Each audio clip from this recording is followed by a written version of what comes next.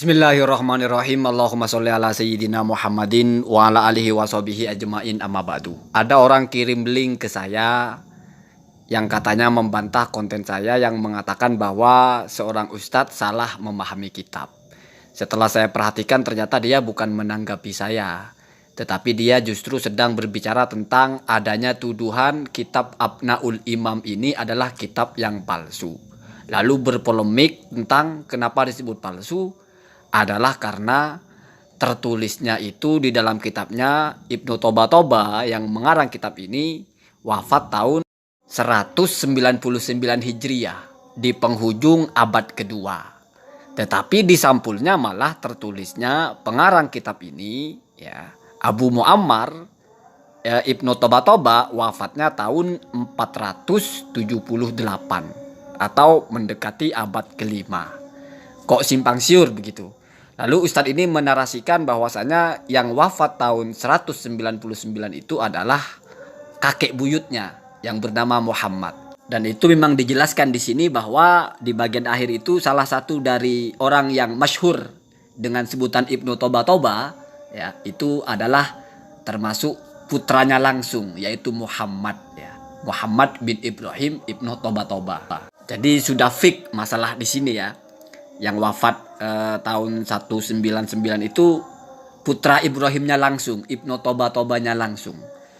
Tetapi seperti yang sudah saya bilang, kitab ini bukan palsu.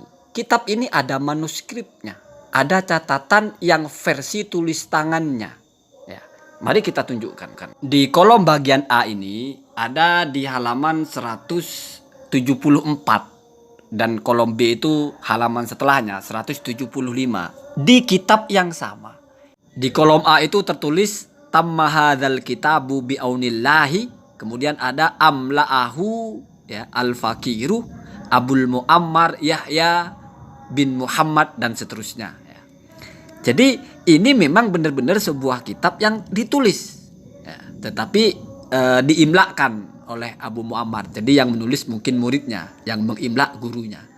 Tetapi tulisan itu sudah bukan versi yang ditulis oleh muridnya langsung. Ini sudah versi disalin oleh muhakkiknya, yaitu Ibnu As-Sodaqoh Al-Halabi atau Al-Warraq ya.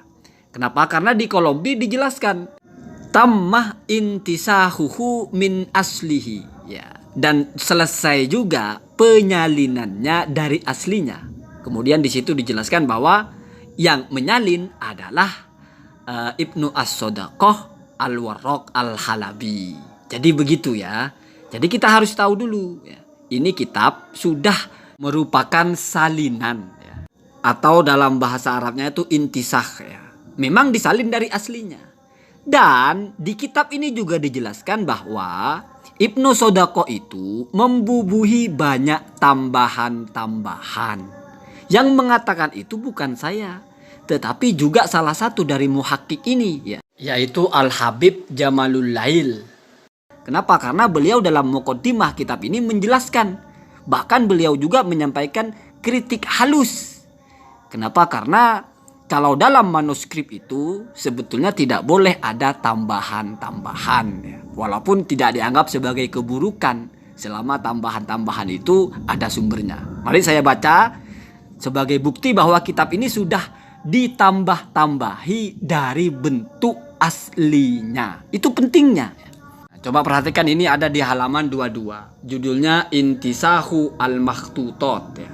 Jadi penyalinan dari yang tertulis sebelumnya. Al-Makhtut itu kan yang tertulis. Coba perhatikan di situ ada tulisan ya. Ini memang tulisan versi Arabnya ini bukan yang biasa kita baca ya. Jadi agak rumit ya. Kamu harus memperhatikan betul-betul ya. Lamma intasakho hadhil makhtutota. Ketika Ibnu Sodaqoh menyalin makhtutot ini atau kitab ini, menyalin dari aslinya ya. Zada alaiha ziyadatin, maka Ibnu As-Sodaqoh itu memberikan tambahan dan banyak sekali tambahan-tambahan itu ya. Tabdu wadihatan, yang nampak secara jelas min dzikrihi, dari menyebutnya Ibnu Sodaqoh ini, atau di kitab ini disebutnya asma'an beberapa nama fi salasili al-ansabi ya, dalam silsilah nasab Rasulullah itu ke bawah maksudnya. Kemudian yarji'u tarihu wujudi ashabiha, di mana sejarah orang-orang yang ditambahkan ya, silsilah orang-orang yang ditambahkan itu kembali kepada ila zamanin, kepada masa yaqa'ubit ta'kidi, yang terjadi secara pasti atau secara meyakinkan ya, masa yang beredar secara pasti secara meyakinkan ba'da asri abi al-mu'ammar ibni toba sahibi al-kitabi, setelah penulis kitab ini. Jadi karena dalam kitab ini ada nama-nama orang yang ternyata hidupnya itu secara meyakinkan adalah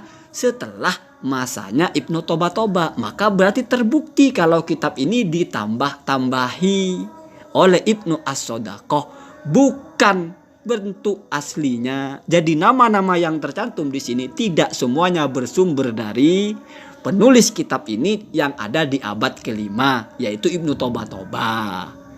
Itu maksudnya Pak. Kalau tiba-tiba kamu menggunakan kitab ini tanpa mentelaah ini yang berasal dari Ibnu As-Sodaqoh atau yang berasal dari Ibnu Toba, lalu kamu hantamkan ini kitab abad kelima menjelaskan ada orang namanya ini namanya itu, nah itu masalah. Berarti bukan kitabnya palsu, tapi kamu tidak paham itu tulisan siapa, berasal dari siapa. Kamu nisbatkan kepada salah orang, kamu yang memalsukan isi kitab ini. Artinya menyampaikan keterangannya secara palsu. Itu Pak ya. Jadi jelas kitab ini ditambah-tambahi oleh muntasikhnya ya, atau orang yang menyalinnya itu menambah-nambahi, dan itu diakui dalam kitab ini sendiri. Nah, baru kemudian di situ wal mutawaffa ya, sahibi hadal kitab wal mutawaffa, dan juga yang wafat. Nah, baru di situ dijelaskan tahun 478 Hijriyah.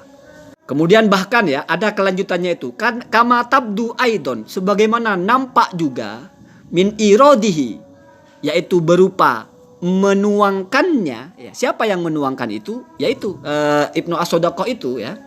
Maklumatin, informasi-informasi fil kitabi, di dalam kitab, nasabaha, yang dia menasabkan atau menisbatkan kitab itu ilan nasabati, kepada ulama ahli nasab al-Iraqi, yang berkebangsaan Irak atau dari Irak ya, yaitu Ahmad ibni Ali Asy-Syahir bi ibni Ambah. Jadi di kitab ini juga sudah dimasuki informasi-informasi yang didengar atau dibaca oleh Ibnu As-Sodaqoh ini dari Ibnu Ambah. Ibnu Ambah itu Pak abad ke-9. Jadi begitu ya, begitu. Kemudian perhatikan Ibnu Ambah itu al-mutawaffa, yang wafat ya, sanata samanin, pada tahun 8 wa ishrina 20 wa samanimi'ah 800, berarti 828, berarti sudah masuk abad ke-9.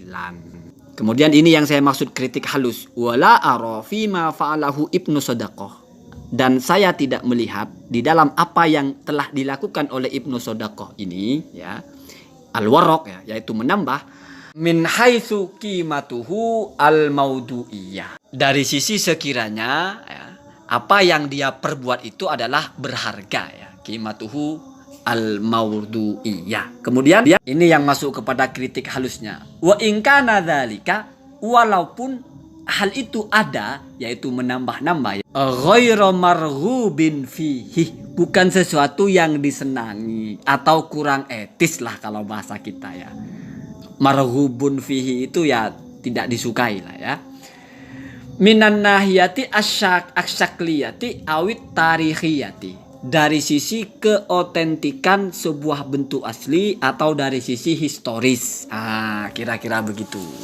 Jadi kalau kamu menggunakan kitab ini lalu mau mengklaim sebuah nama dinisbatkan kepada penulisnya abad ke-5 ya, yaitu Abu Muammar Ibnu Toba, maka perhatikan itu berasal dari beliau atau dari orang lain yang dimasukkan ke situ.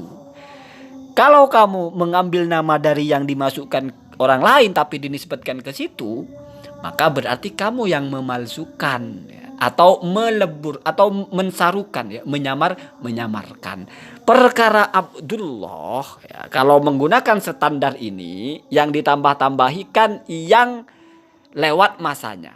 Kebetulan Abdullah itu kalau dihitung-hitung itu sejajar dengan Ubaidillah kalau memang itu benar ya. Jadi dari jalur Husain ada Ubaidillah, dari jalur Hasan ada ini ya, Abu Muammar, ya Ibnu Toba. Tetapi misal pun itu dari Abu Muammarnya dan berarti bermula dari abad kelima, tetap saja di situ namanya adalah Abdullah, bukan Ubaidillah.